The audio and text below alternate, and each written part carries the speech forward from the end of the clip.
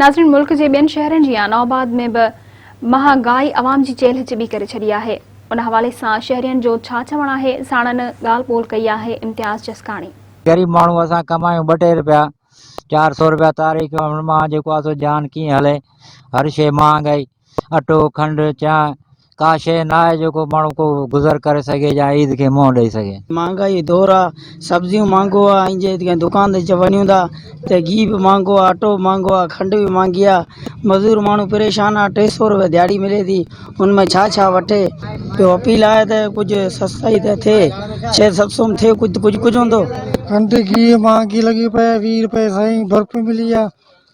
ॾाढी महंगाई है। 120 रुपया किलो खंड आ, 200-300 रुपया किलो घी आ।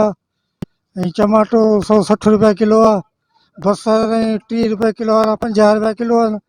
आलू 30 रुपया किलो वारा 60 रुपया किलो आहिनि।